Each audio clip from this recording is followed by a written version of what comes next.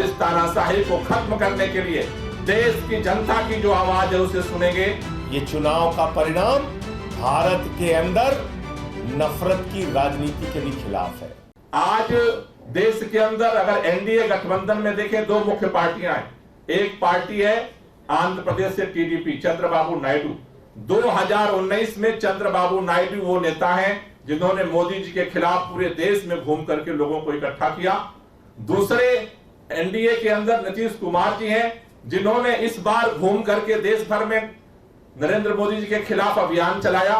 ये दोनों नेता हैं, देश के लोग उनसे उम्मीद कर रहे हैं कि सही समय पर सही फैसला लेंगे और इस तानाशाही को खत्म करने के लिए देश की जनता की जो आवाज है उसे सुनेंगे और देश में इस तानाशाही को खत्म करके एक लोकतांत्रिक सरकार बनाएंगे। लोगों के बेरोजगारी और महंगाई की समस्या का समाधान करेंगे।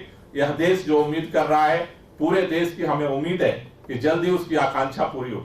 मैं देश के लोगों से एक ही बात कहना चाहता हूं, आपने भाजपा को हराया है, लेकिन भाजपा का अभी तानाशाही प्रवृत्ति, मनोवृत्ति अभी खत्म नहीं हुई है। इसलिए इस देश को बचाने के लिए, संविधान को बचाने के लिए, लोकतंत्र को बचाने के लिए हम सबको मिलकर के इस लड़ाई को आगे लड़ना पड़ेगा। मैं देश के उन तमाम पार्टी के लोगों से भी अपील करना चाहता हूं जो इस देश के संविधान में, इस देश के लोकतंत्र में भरोसा रखते हैं। अपने अंतरात्मा की आवाज को सुनिए और इस देश के अंदर देश की जनता का जो जनादेश है उसे स्वीकार करते हुए इस तानाशाही को हटाने के लिए, संविधान को बचाने के लिए, एक लोकतांत्रिक सरकार बनाने के लिए आगे बढ़िए। मुझे भरोसा है कि जनता ने जो जनादेश दिया है देश की सभी पार्टियां सुनेगी, क्योंकि भाजपा के पास बहुमत नहीं है। भाजपा के पास बहुमत नहीं है। भाजपा के इतर जितनी पार्टियां हैं उन सबके पास बहुमत है।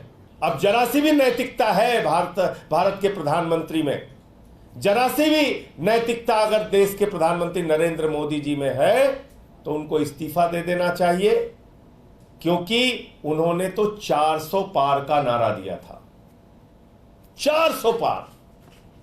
लेकिन देश की जनता समझ गई कि ये 400 पार चाहिए संविधान को बदलने के लिए, ये 400 पार चाहिए आरक्षण को खत्म करने के लिए, ये 400 पार चाहिए अपने पूंजीपति मित्रों को फायदा पहुंचाने के लिए।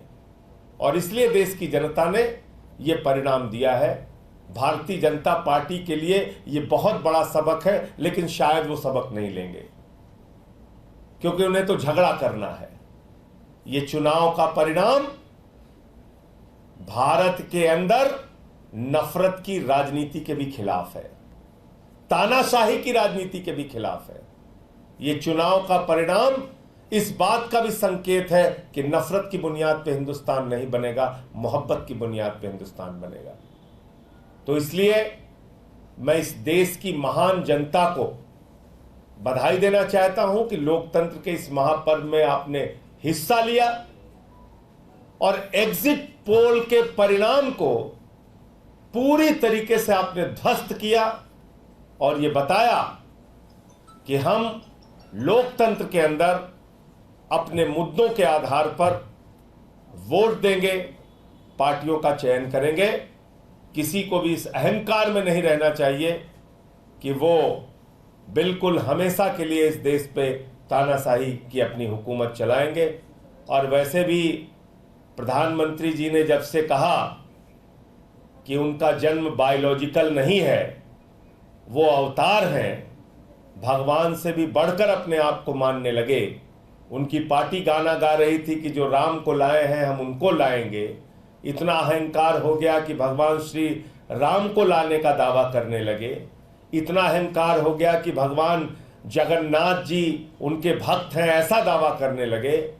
तो आज बजरंगबली का दिन है, मंगलवार का दिन है, और उनको एक संदेश, एक संकेत भगवान ने, प्रभु श्री राम ने, बजरंगबली जी ने इस देश की जनता ने दिया है। उससे कितना सबक लेते हैं नहीं मालूम, लेकिन वास्तव में ये भारत के लोकतंत्र की महान जनता है जो ये बताने के लिए मैदान में आई कि आप इस देश में तानाशाही की हुकूमत नहीं चला सकते। यूपी की हर खबर देखने और उनसे अपडेट रहने के लिए हमारे चैनल श्रेष्ठ यूपी को सब्सक्राइब और लाइक करें। साथ ही बेल आइकन को दबाना ना भूलें, जिससे हमारे हर वीडियो की जानकारी आप तक पहुंचती रहे।